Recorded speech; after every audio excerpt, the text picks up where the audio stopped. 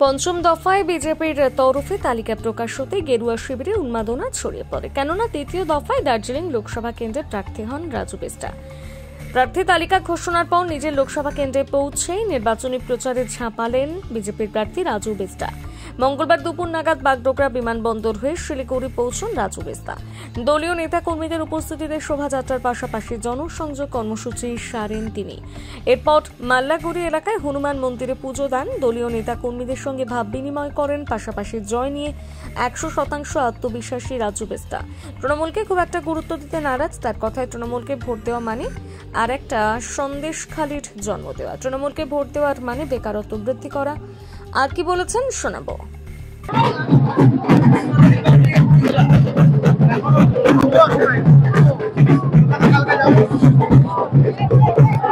5 साल मुझे सेवा करने का अवसर मिला।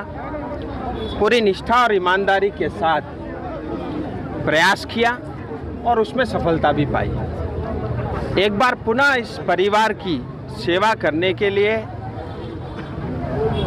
मुझे वो अवसर मिला है। सबसे पहले तो मैं इस अवसर प्रदान करने के लिए देश के यशस्वी प्रधानमंत्री का आभारी हूँ। भारतीय जनता पार्टी के यशस्वी राष्ट्रीय अध्यक्ष जेपी नड्डा जी का आभारी हूँ। भारत के यशस्वी गृह मंत्री आदरणीय अमित शाह जी का आभारी हूँ।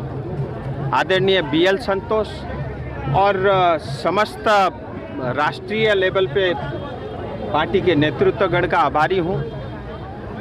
और पश्चिम बंगाल भारतीय जनता पार्टी में हमारे पार्टी के सभापति आदरणीय सुकांतो मजूमदार दा, हमारे LOP और पश्चिम बंगाल में भारतीय जनता पार्टी के बड़े नेता शुभेंदु अधिकारी जी, हमारे प्रभारी आदरणीय सुनील बंसल जी, मंगल पांडे जी, आशा लाकड़े जी, अमित मालवीय जी और हमारे पूरे प्रदेश के महासचिव संगठन अमिताभ दा जी और बाकी पार्टी के जो भी पदाधिकारी हैं, जिला के हमारे जिला अध्यक्ष, दोनों जिला के हमारे पदाधिकारी कार्यकर्ता का मैं आभारी हूँ कि मुझे ये इस परिवार की सेवा करने का फिर से अवसर मिला।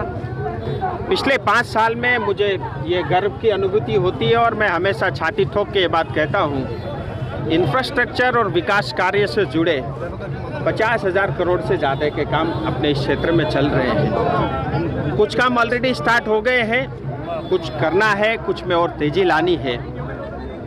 वो तमाम कामों को पूरा करने का मुझे ये अवसर मिला है और उसके अलावा भी अभी भी बहुत कुछ करना है, जिसमें हेल्थ इंफ्रास्ट्रक्चर एक बड़ी समस्या है। सॉलिड वेस्ट मैनेजमेंट हो, ये एक बहुत बड़ी समस्या सिलीगुड़ी और दार्जिलिंग के लिए भी है। और सिलीगुड़ी के चारों तरफ रिंग रोड बनना है, ट्रैफिक को डीकंजेशन करने के लिए वो एक बड़ी समस्या है।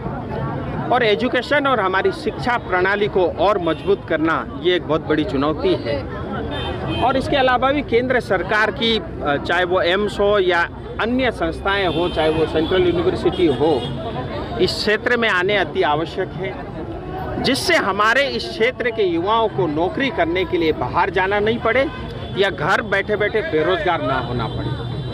ये मेरी प्राथमिकता रहेगी। और साथ ही इस क्षेत्र में रहने वाले गोरखा, आदिवासी, राजवंशी, कोचे, टोटो, मेचे, राभा, हिंदी भाषी, बंगला भाषी तमाम समुदाय के लोगों के साथ जो वादा है कि दार्जिलिंग तराई डूवर्स में भारत के संविधान के अंतर्गत स्थायी समाधान करेंगे।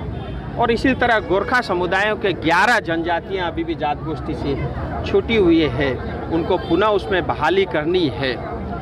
काम चल रहा है, लेकिन उसको अंत तक लेकर के जाना है, उसमें और गति देनी है। तो ये तमाम काम करने हैं अगले 5 साल में।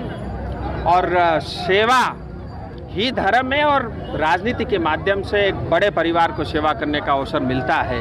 मैं पार्टी का और तमाम लोगों का आभारी हूँ।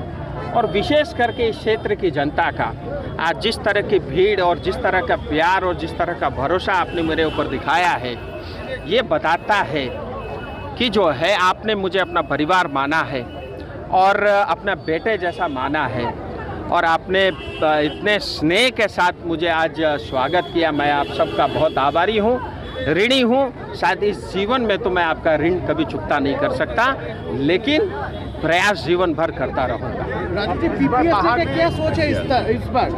सोच स्पष्ट है, स्थायी समाधान लेकर के हमारे पत्रकारों की सोच क्लियर नहीं है, या जो नेता पहाड़ में कुछ और सिलीगुड़ी में कुछ और बोलते हैं उनकी सोच में क्लैरिटी नहीं है, या तो इसको बहुत अपनी भाषा में जो गोरखा हमारे कुछ नेता है वो पहाड़ में जो है अपनी भाषा से परिभाषित करते हैं और मिलन मोड़ आते ही या दार्जिलिंग मोड़ आते ही भूल जाते हैं, फिर टीएमसी की भाषा बोलते हैं, उनको क्लैरिटी नहीं है। मेरे यहाँ बिल्कुल स्पष्ट है और भारत के प्रधानमंत्री ने भी कहा है, भारत सरकार कटिबद्ध है और स्थायी समाधान के हम निकट पहुंच चुके हैं। अब मुझे लगता है जब देश के यशस्वी प्रधानमंत्री जी बोल गए तो मुझे लगता है अब कुछ बचा नहीं है।